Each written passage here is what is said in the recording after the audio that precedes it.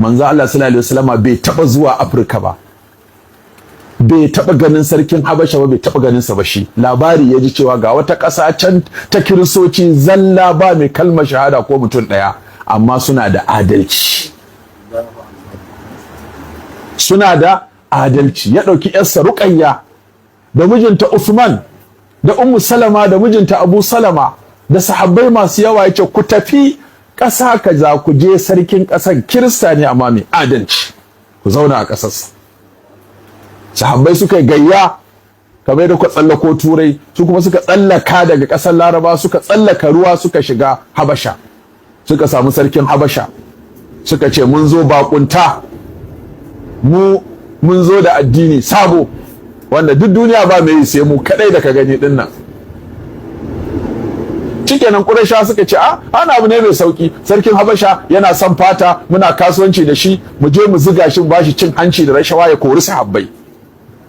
Aka yi tawaga karkashin Amr bin al-As lokacin bai musulunta ba, suka ce ma sarkin Habasha, waɗannan bakin da suka zo ƴan uwanmu ne suka yi mana laifi muka koro su, da ƴan ta'adda ne kai ma ka kore su. Yace sai na ji daga bakin su, ni ba na haka.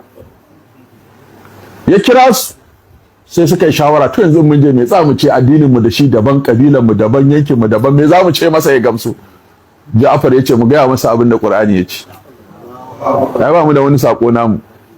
Suka zo gaban sarkin Habasha suka tsaya, ya ce Kufa, suka ce mu Larabawa ne, waɗannan fa suka ce ƴan uwanmu ne, to me ya haɗa ku rigima? Suka ce ba wata rigima, muna yin addinin maguzanci, muna shan giya, muna zina, muna kashe ƴaƴanmu mata ƙanana, muna kaza sai Allah ya koma mana annabi, mu muka bi su suka ki. Shikenan faɗa.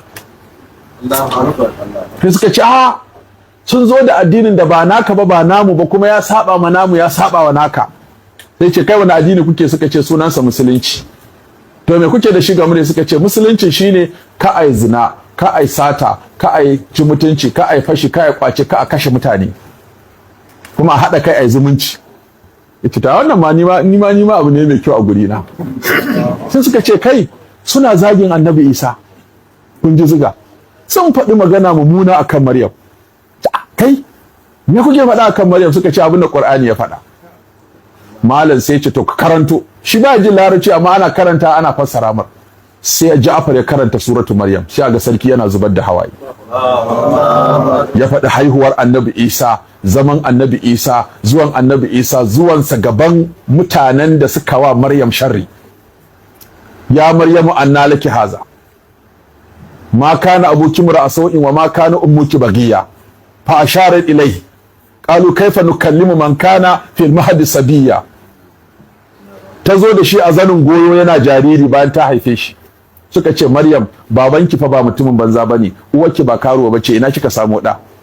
Sai ta nuna shi, suka ce ya za a yi magana da yaro a zanin goyo? Sai ya gyara murya ce inni abdullahi ataniyal kitaba waja'alani nabiyya waja'alani mubarakan أينما كنت وأوصاني بالصلاة والزكاة ما دمت حيا وبرا بوالدتي ولم يجعلني جبارا شقيا والسلام علي يوم ولدت ويوم أموت ويوم أبعث حيا ذلك عيسى بن مريم. Sarki ya sauko tsinke ya ce wallahi ba ku ƙara komai ba abin da na sani game da Maryam, ku tafi ƙasata ku je ku zauna, wanda ya taɓa ku ya taɓa sarki. Man sabbakum garim, a ce sarkin nan kirista ne, ƙasarsa ta kiristoci ce, musulmi ku je ku yi addinin ku, wanda ya taɓa ku ya taɓa sarki. Sai da suka shekara 10 a Habasha suna musulunci a ƙarƙashin gwamnatin kiristoci. Har rigima ta ɓarke a ƙasar, sarki ya ce to ku je bakin ruwa ku tsaya a bakin cikin kwale-kwale, in kun ga an yi a faɗan nan nayi nasara ku dawo ku ci gaba da zaman ku a ƙarƙashin gwamnati na, in ban nasara ba wancan ya haushi azzalimi ne zai kore ku, sai ku yi gaba. Suka ce muka ce ya Allah, kirista ne mutumin arziki, ya sauke mu, ya mutunta mu, ya darajta mu, Allah ka bashi nasara ya murƙushe wancan. Sai suka tsaye da mutum ɗaya a gefe, suka ce yace in na daga farar tuta to sai ku yi kwana shi ya nasara, in na daga jar tuta to ai nasara shi mu yi gaba mu tafi wata ƙasar. Ana nan ana ta yaƙi, su kuma suna ta addu'a, suna ta roƙon Allah kirista ya nasara akan kirista, saboda wannan kirista mutumin kirki ne, wannan kiristan kuma azzalimi ne. Sai kawai aka daga farar tuta, sarkin Habasha wancan din yayi nasara, da haka a dawo.